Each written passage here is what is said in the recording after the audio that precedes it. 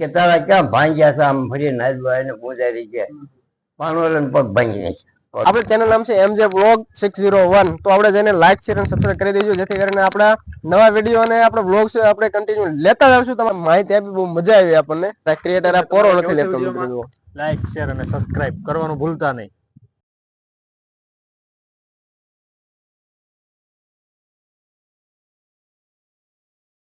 Hello મારા કલેજાઓ, કેમ છો? મજામાં છો આપણા વિડીયોમાં અને આપણા વ્લોગમાં. તો આપણે આજે મોટો જબરો વ્લોગ લઈને આવી ગયા, એટલે કે લોંગ વિડીયો લઈને આવી ગયા છીએ આપણે.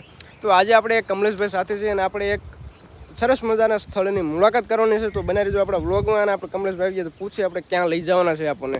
કમલેશભાઈ, તમે કઈ બાજુ લઈ જવાના છો ભાઈ? હેલો દોસ્તો, તમારું સ્વાગત છે આપણા જયરાજભાઈના વ્લોગ વિડીયોમાં. આજે આપણે તમને ઐતિહાસિક ને પૌરાણિક જગ્યાએ લઈ જઈશું. કન્નાથ મહાદેવના જે નાગા બાવા બધે શિવરાત્રિના દિવસે અહીંયા જોમ પબ્લિક આવે છે. તો હાલો આપણે કન્નાથ મહાદેવના. તો મિત્રો આપણે આ કમલેશભાઈ આપણે એક એવું સ્થળ બતાવવાનું છે કે જે આપણે ગુજરાતમાં એક છે. તો એવું સ્થળ આપણે ત્યાં જવાનું છે. તો આપણે વ્લોગમાં બન્યા રહીજો. અને આપણા SK જેવા આપણે કોપી ન કરીએ, બન્યા રહીજો આપણા બાંગા જેવા વિડીયોમાં. તો આપણે જઈએ છીએ. મુકેશભાઈ કેક મારો લ્યો. આ કમલેશભાઈ આપણે જ્યાં લઈ જાય છે ને ત્યાં જે સ્થળ આપણા મિત્રોને દેખાડવાનું છે. તો મિત્રો બન્યા રહીજો બધા આપણા વ્લોગમાં. અને આપણે ગાડી ચાલુ કરી દીધી છે. આ છે રસ્તો જોઈ લો મિત્રો. અને કમલેશભાઈ થઈ ગયા છે મોર, કારણ કે આપણે કાંઈ જોયું નથી. મુકેશભાઈ ધીમે આપજો, કારણ કે પવન વધારે છે આજે અને અવાજ બહુ બરોબર આવતો નથી. મુકેશભાઈ તમે કંઈ કહેવા માંગો ભાઈ? કમલેશભાઈ લઈ જાય છે એ એવું કહે છે કે બહુ ઐતિહાસિક સ્થળ છે અને બહુ જૂનું મંદિર છે.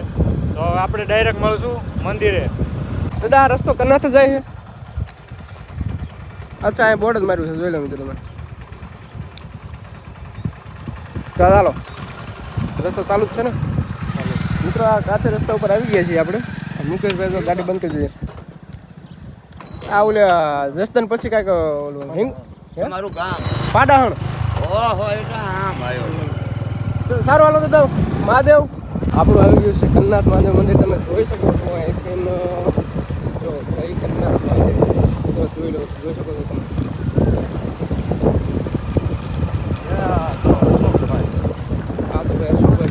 માંથી અહીંયા આવવો જોઈએ. મિત્રો આપણે પહોંચી ગયા છીએ આપણે કન્નાથ મહાદેવના મંદિરે. તો અંદર પેલા દર્શન કરતા એ નહીં.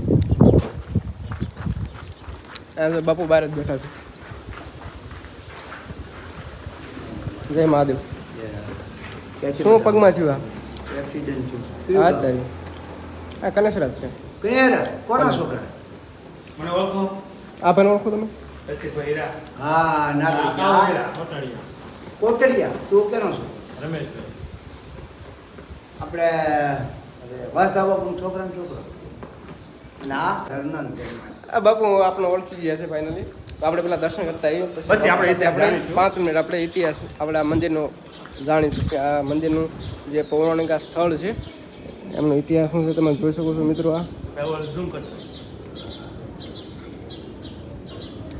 આ જોઈ લો, તમે જોઈ શકો છો તમે આખું મંદિર. મહાદેવ બાપુ મહાદેવ. જો બાપુ આપણા અંદર બેઠા છે. આ બાપુને આપણે 5 મિનિટ આપણે લઈશું. જોઈ શકો છો તમે આ મંદિર છે. આ ગુજરાતમાં આપણે એક જ એવું મંદિર છે કે જે આથમણા દિશાનું મંદિર છે. અને અહીંયા આપણે હનુમાન દાદા છે, જોઈ શકો છો તમે. જય હનુમાન દાદા.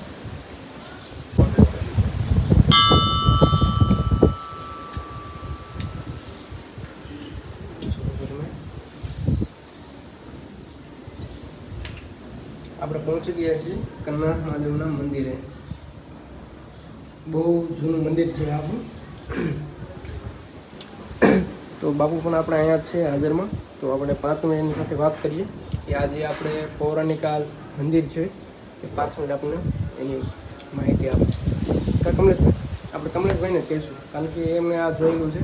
આપણે મહાદેવના ભગત છીએ અને અહીંયા આવીને આપણને એટલી સંતુષ્ટિ થાય કે એની તમે વાત જ પૂછો. મહાદેવના તમે દર્શન એકવાર અહીંયા આવો, તમે જરૂરમાં જરૂર આવજો અને તમે પધારો, તમને મજા જ આવશે.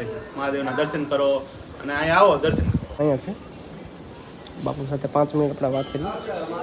મહાદેવ મહાદેવ બાપુ કમલેશ આવતો રહ્યો. સંત શ્રી સુરજ ગીરી બાપુ છે જોશો કિશોરનું. આપણે કાલદેવ માતાનું મંદિર છે જોઈ શકો છો તમે.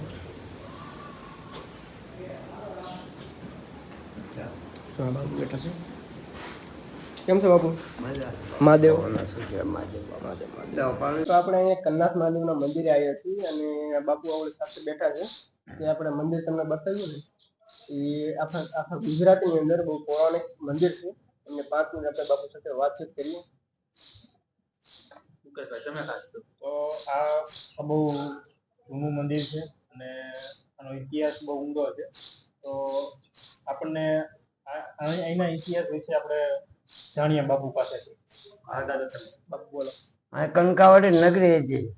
કનક સાવડો રાજા કરતા રાજ કરી ગયા. પછી મોડો વરસ થયો તો તળાવ બંધાવતા એટલે પાયામાંથી દાદા પ્રગટ થયા.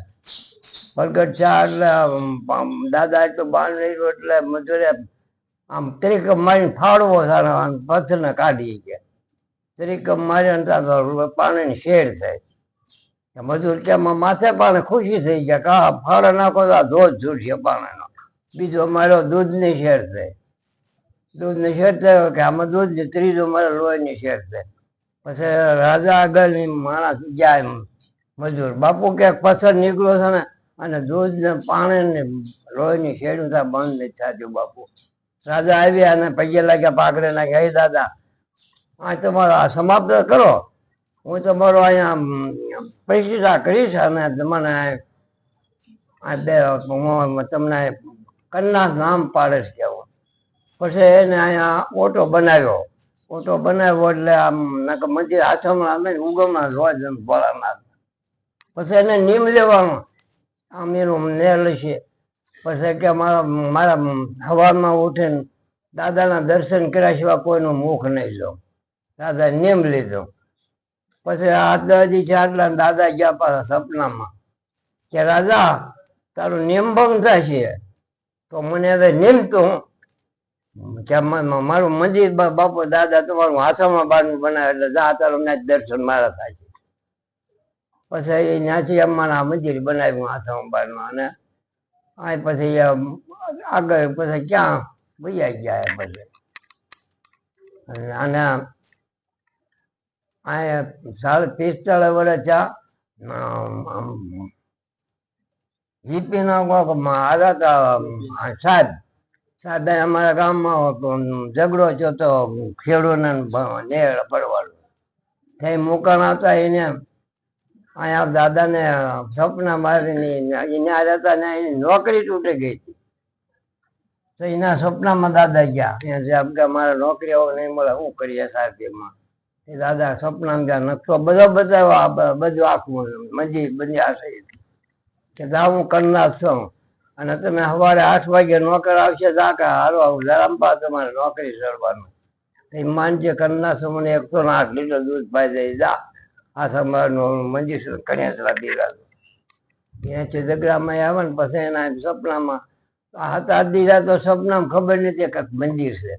દાદા સપનામાં ગયા ઓફિસમાં કે હવે તો મને દૂધ પાવ મારી આગળ આવ્યો હવે તો મને પા.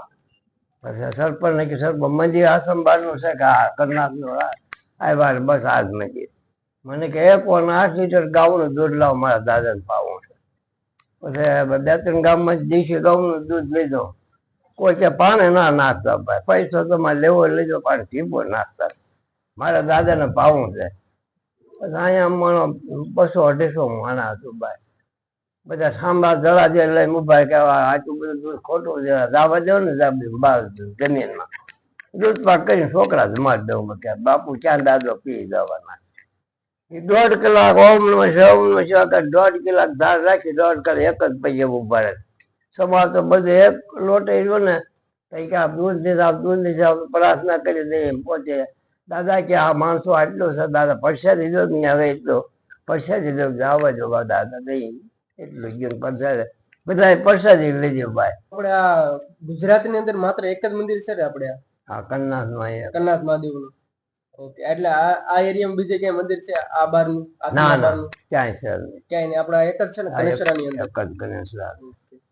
તમારે કઈ પૂછવું હોય તો પૂછો. અને મુંબઈ સુધી આના માણસો આવે ભાઈ, સપનામાં જાય, સપનામાં જાય. મિત્રો આપણે મુંબઈ, જે આપણે ગુજરાત થી બહાર મહારાષ્ટ્રની અંદર મુંબઈ આવેલું છે, મુંબઈ થી પણ આ લોકો અહીંના દર્શન કરવા માટે આવે છે. અને આ જે દાદા રે એમના સપનામાં જઈને એમને એટલે કે લોકોના સપનામાં આવે છે અને પછી એ મુંબઈ થી થઈને અહીંના દર્શન કરવા ઠેર આવે છે. મિત્રો આપણે ગુજરાતની અંદર માત્ર એક જ મંદિર એવું છે કે જે આપણે આસામના બાર એક દ્વારકામાં ભગવાનનું મંદિર છે, દ્વારકાની અંદર એ કોળવા ભક્ત થઈ ગયો હતો. કોળવા ભગત ગયા તો પૂજારીને કીધું કે બાપુ કે હું થાક્યો છું, મને કે દાદાને કયો ને મને દર્શન દે. પણ કે તારા ક્યાં ભાંગ્યા છે આમ ફરીને આવ્યા એને પૂજારી કે પાણોલન પગ ભાંગી નાખ્યા. કોળવા ભક્ત ફટ બંધી ભગવાન ખેર્યું અને દર્શન દીધા. પાછા ભગવાનને એવા ને એવા કરી દીધા. એમ કાંઈ થોડા આવડે પાછી અમને કોળવા ભગત થઈ. બાપુ ત્યાં સૌ પ્રથમ આ જે મંદિર એમની પૂજા કોને કરી હતી ખબર છે તમને? પૂજા અમારા આગળમાં ઘણા સંતો શંકરપુરી બાપુ વક્તાળા હતા, એની સમાધિ છે. એક જીવપરી બાપુની સમાધિ છે, એક વચમગીરી બાપુની સમાધિ છે, અને ના અમારા બાપુની સમાધિ. એટલે આટલા 500 સમાધિ છે. 500 સમાધિ. હા, અત્યારે પૂજા બાપુ તમે જ કરો છો? હા. આપણું પેલું જે જૂનું નામ છે ગામનું, એનું પેલું નામ હતું આપણે કન્નાથ નગરી, કંકાવટી નગરી. કંકાવટી નગરી. પછી એમાંથી કન્નાથ મહાદેવે પછી અહીંના જે રાજા હતા એમણે ગણેશરા નામ પાડેલું, કે આજ સુધી હજે પણ આયલું આવે. નામ આજ નામ ક્યાંય છે મંદિરની દાદાએ જે પૌરાણિક વાતો છે આપણે કરી છે. આ મંદિરનું રહસ્ય શું છે, કઈ રીતે આ મંદિર ઉદ્ભવ્યું છે, અને તો અત્યારે આપણે એનો લેખ પણ છે, આપણે પણ એ પણ બતાવશું આપણે. તો બાપુની અત્યારે તો મિત્રો આપણે બાપુ એ જે આ મંદિરની વાતચીત કરી છે એ ઉપરથી તો આપણને લાગે છે કે આપણે ગુજરાતની અંદર ક્યાંય આ મંદિર નથી. તો તમે જરૂર ને જરૂર એકવાર તમે દર્શન કરવા આવજો, તમને મજા આવશે. અને આપણે એક અશોકભાઈ છે, અશોકભાઈ મહાદેવ. મિત્ર એક ક્રિએટર આપણી સાથે છે, જોઈ લ્યો તમે. જોઈ જુઓ તમે, આ ઉતારે જોવો મિત્રો તમે. મિત્ર આપણને જ્યાં જઈને એકાદ બે ક્રિએટર તો મળી જાય, પણ કઈ વાંધો નહીં, આપણે વિડીયોમાં બનાવી દઈએ. મિત્રો આને જો વ્લોગ કઈ રીતે ઉતારવું ને શીખવાડી દીધું આપણે. આપણે ચેનલ નામ છે MJ Vlog 601. તો આપણે જેને લાઈક શેર અને સબસ્ક્રાઇબ કરી દેજો, જેથી કરીને આપણા નવા વિડીયો અને આપણા વ્લોગ છે આપણે કન્ટિન્યુ લેતા આવશું તમારા માટે. અને જો તમારો સપોર્ટ છે તો અમને કઈક મજા આવશે, તો જેથી કરીને અમને સપોર્ટ કરજો. આપણે ચેનલનું નામ છે MJ Vlog 601.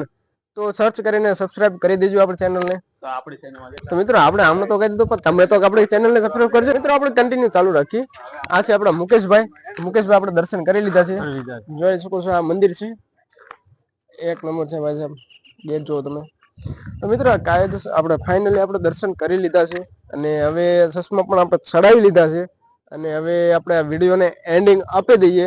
અને હવે સરસ મજાનું જો બાપુએ થોડીક આ માહિતી આપી, બહુ મજા આવી આપણને. અને થોડીક આ મંદિર છે, મંદિર વિશે પણ બે શબ્દો કીધા, બહુ મજા આવી આપણને. અને આપણે મુકેશભાઈ તમે કહેવા માંગશો ભાઈ? વિડીયો ગમ્યો હોય તો લાઈક શેર અને સબસ્ક્રાઇબ કરી દેજો. વિડીયો જો તમને મજા આવી હોય જોવાનું તો લાઈક શેર અને સબસ્ક્રાઇબ કરી દેજો, અને બેલ ઓન લાઇકન તમે ઓન કરી લેજો, જેથી કરીને આપણે નવા જે વિડીયો આવે એટલે પહેલી સૌથી પહેલા તમારી પાસે પહોંચે. ટૂંક દરને ક્રિએટર આ પોરો નથી લેતો. મિત્રો લાઈક શેર અને સબસ્ક્રાઇબ કરવાનું ભૂલતા નહીં. ચલો ક્લિપ આવી ગઈ ને મસ્ત ની, તો અમારા ઓડિયન્સ ને એકવાર કહી દો તમે. જયરાજભાઈના વિડીયોને જેટલો બને એટલો લાઈક કરજો, શેર કરજો અને સબસ્ક્રાઇબ દાબીને કરજો. અને બેલ આઇકન દેજો. મને નથી આવડતું મિત્રો, હું શીખું છું. એ શીખે છે ભાઈ, પણ સમજ આવતા બધું સુધરી જાય. અને તમારો સપોર્ટ રહ્યો તો આપણા જયરાજભાઈ ચેનલમાં ડેઈલી વ્લોગ આવતા રહેશે. મિત્રો તમારો સપોર્ટ રહેશે તો અમે એકથી એક સળિયા તો બીજા વિડીયો પણ લેતા આવીશું. અને આપણે વિડીયોને આપણે એન્ડિંગ આપી દઈએ છીએ. તો આપણે મળ્યા આપણે કાલના નવા એક વ્લોગમાં. તો બધા મિત્રોને ટાટા.